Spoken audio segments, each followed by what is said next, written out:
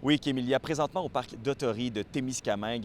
Ici, tout le monde est réuni pour un barbecue qui a été organisé par le syndicat Unifor, le syndicat de l'usine Ryam, qui ferme ses portes sous peu. Les mauvaises nouvelles ne font que s'accumuler. Mais justement, on a voulu organiser un barbecue pour inspirer la solidarité dans la communauté.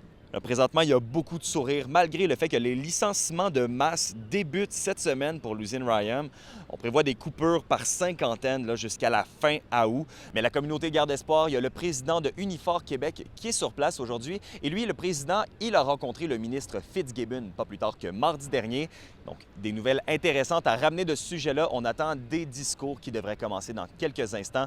Avant, je vous laisse écouter le président de Unifor Québec. Bien, la première affaire qui est intéressante, c'est de voir à quel point il connaissait le dossier. Donc, il s'en est intéressé, il a été briefé sur le dossier. Et ça, là, c'est toujours bien le fun de savoir ça. Le rôle, c'est pas d'être des opérateurs. Donc, ils sont à la recherche d'opérateurs. Il m'a dit qu'il était en discussion avec d'éventuels partenaires. On ne sait pas que ça va donner encore, trop tôt. Là, je ne veux pas m'avancer là-dessus.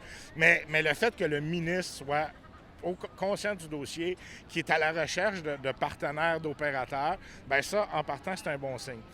En fait, le message qu'on veut passer au gouvernement, à tous ceux qui peuvent s'impliquer dans le dossier, c'est à quel point la communauté tient à sa région, tient à sa ville, tient à son usine. On est rendu la 4e génération dans les mêmes familles qui travaillent dans cette usine-là. C'est plus que juste l'usine, là. C'est le cœur de toute la région, de toute l'économie de la région. En plus des discours des leaders syndicaux, il y a la préfète Claire Bolduc qui est attendue et le député Sébastien Lemire. Donc vraiment un exemple de solidarité d'une communauté qui se serre les coudes.